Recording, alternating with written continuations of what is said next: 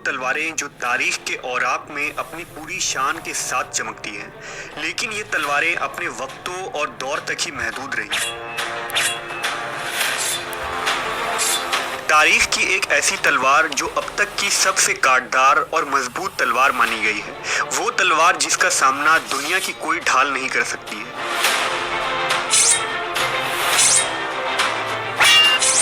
तारीख के सबसे बड़े बहादुर इमाम अली अलैहिस्सलाम की अजीम तलवार जुल्फ़कार।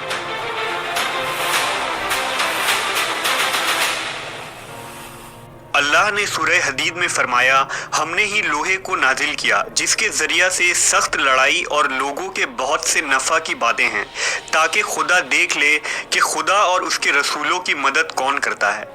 मुफस्सरीन के नज़दीक इस आयत में हदीद यानी लोहे से मुराद तलवार है, और बाज़ ने लिखा कि यहाँ खुसूसन हज़रत अली अलैहिस्सलाम की तलवार जुल्फ़कार की तरफ इशारा किया गया है, जिसके ज़रिया आप नबी सल्लल्लाहु अलैहि वसल्लम के मददगार बने और दुश्मनान इस्लाम से क़िताल किया था। ये वो गैर मामूली और अजीम क़ुव्वत वाली तलवार थी जिससे मौला अली अलैहिस्सलाम ने खंदक व खैबर के मैदान को हिलाकर रख दिया था। इस तलवार से आपने अरबों के कद आवर बुत यगूस को तोड़ा और जंग बैरुल अलम में जिन्नातों के लश्कर को शिकस्त दी। तारीख में हज़रत अली से बड़ा कोई बहादुर पैदा नहीं हुआ, और जितनी शोहरत जुल्फ़कार तलवार को मिली शायद ही किसी तलवार को मिली है। दरअसल इस तलवार के पश्त पर इंसानी रीढ़ की हड्डी की तरह बुलंद खार थे जो दो धारों में बटी हुई थी, इसलिए इस तलवार का नाम जुल्फ़कार पड़ा। हज़रत अली ने बड़े बड़े जंगों में जुल्फ़कार के जरिया शिकस्त को फतह में बदल दिया। सैकड़ों तलवारें जुल्फ़कार के नीचे आकर टूट जाती थीं। इस मुक़द्दस तलवार की तारीख के मुताल्लिक एक रिवायत में आता है कि मलका बिल्कीस ने हज़रत सुलेमान अलैहिस्सलाम को जो हदिये दिए थे उसमें एक जुल्फ़कार तलवार भी था, जो तारीख में मुंतकल होते हुए बनी इसराइल से बनी इस्माइल के पास आ गया। एक लंबे अरसे तक ये तलवार कुरैश मक्का के पास थी। नबी सल्लल्लाहु अलैहि वसल्लम की दौर में ये तलवार मनबा इब्न हिज्जाज के हाथ आ गई, जो जंग बदर के दिन उसके बेटे आस के पास थी। जब हज़रत अली ने उस मुशरिक को मैदानी जंग में कत्ल किया तो इस तलवार को लेकर हुजूर सल्लल्लाहु अलैहि वसल्लम के पास हाजिर हुए, लिहाजा आप सल्लल्लाहु अलैहि वसल्लम ने वो तलवार हज़रत अली को अता फरमाई। जबकि अक्सर उलमा व मुफस्सरीन की राय यह है कि ये जन्नती तलवार है। लिहाजा हज़रत इब्न अब्बास ने बयान किया कि जब खैबर फतह करके हज़रत अली अलैहिस्सलाम मदीना वापस लौटे तो जुल्फ़कार आपके हाथों में थी। हज़रत अली ने अपनी ज़ौजा हज़रत फ़ातिमा से फरमाया, इस मुक़द्दस तलवार के ज़रिया अल्लाह ने मेरे हाथों खैबर को फतह करवाया। हज़रत फ़ातिमा ने फरमाया, मैं ये पहले ही जानती थी। इस पर हज़रत अली को बहुत ताज्जुब हुआ।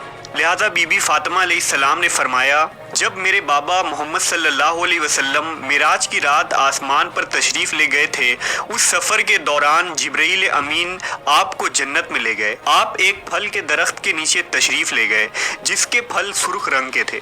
उस दरख्त के जड़ों के नीचे जुल्फ़कार दबी हुई थी और उस पर लिखा था कि जुल्फ़कार से बेहतर कोई तलवार नहीं और अली से बड़ा कोई बहादुर नहीं, और उसकी ज़ौजा फ़ातिमा ज़ोहरा है।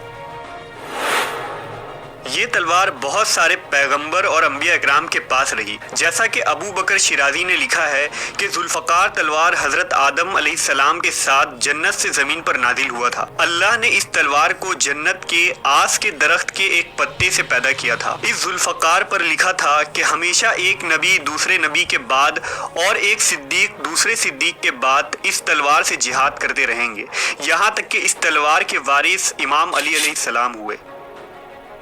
फतह खैबर के वाक़या में जुल्फ़कार तलवार के मुतालिक बहुत सारी रिवायत मिलते हैं। लिहाजा इमाम अहमद इब्न हम्बल ने अपनी किताब फ़ज़ाइल में ज़िक्र किया है कि सहाबा ने खैबर के रोज़ आसमान से एक तकबीर की आवाज़ सुनी थी। कहने वाला कह रहा था, ला सैफ़ा इल्ला जुल्फ़कार व ला फ़तह इल्ला अली, यानी जुल्फ़कार के सिवा कोई तलवार नहीं है और अली के सिवा कोई बहादुर नहीं है। इस तलवार की काट और मजबूती गैर मामूली थी। इसके मुतालिक हाफिज रजब अल बरसी लिखते हैं कि जब खैबर के दिन हज़रत अली अलैहिस्सलाम का सामना मरहब पहलवान से हुआ तो हज़रत अली ने मरहब पर जुल्फ़कार का वार किया, जिससे उसकी खोपड़ी के दो टुकड़े हो गए और वो तड़पता हुआ ज़मीन पर गिर पड़ा। اس وقت حضرت جبرائیل علیہ السلام نازل ہوئے اور رسول اللہ صلی اللہ علیہ وسلم سے فرمایا کہ میں آج بہت تعجب اور حیرت میں ہوں۔ نبی صلی اللہ علیہ وسلم نے پوچھا، آپ کو کس بات سے اتنا تعجب ہو رہا ہے؟ جبرائیل امین نے جواب دیا کہ جب اللہ نے قوم لوط پر عذاب نازل کیا تھا تو میں اس بدکار قوم کے 7 شہروں کو زمین سے کاٹ کر اپنے پروں پر اٹھا لیا تھا، اور میں نے انہیں اتنا بلند کیا تھا کہ ان کے رونے کی صدائیں عرش تک پہنچی تھی۔ میں نے صبح ہونے تک انہیں اپنے پروں پر اٹھائے رکھا تھا اور اللہ کے فرمان کا انتظار کرتا رہا۔ مجھے ان کا بوجھ ذرہ برابر بھی محسوس نہ ہوا۔ اور آج جب علی نے اپنی ہاشمی بازوؤں سے تلوار چلائی تو خدا نے مجھے حکم دیا کہ علی کی تلوار کو پکڑ لو تاکہ اس کی تلوار زمین چیر کر اس کے سور تک نہ پہنچ جائے، جس نے زمین کے بوجھ کو اٹھا رکھا ہے، تاکہ زمین پھٹنے سے محفوظ رہ سکے۔ لہٰذا میں نے اللہ کے حکم سے علی کے تلوار کے کونے کو پکڑا تو اس کا وزن مجھے قوم لوط کے شہروں سے بھی زیادہ محسوس ہوا۔ حضرت علی علیہ السلام کی شہادت کے بعد یہ تلوار آپ کے فرزند امام حسین علیہ السلام کے پاس رہی۔ میدان کربلا میں بھی امام حسین ذوالفقار سے ہی یزیدیوں کو جہنم واصل کر رہے تھے۔ آپ کی شہادت کے بعد یہ تلوار آپ کے فرزند امام زین العابدین کے پاس آئی۔ اس طرح آپ کی اولادوں میں یہ تلوار منتقل ہوتی رہی۔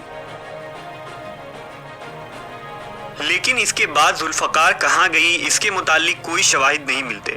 بعض مورخین نے لکھا ہے کہ یہ تلوار ایک وقت میں حضرت علی کی اولادوں میں عبداللہ ابن حسن یعنی نفس زکیہ کے پاس تھی۔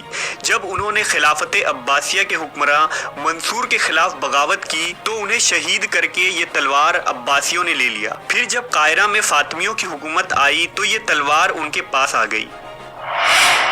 اس کے بعد ترک عثمانیوں کو یہ مقدس تلوار ملی، جسے انہوں نے توپ کاپی میوزیم میں رکھ دی۔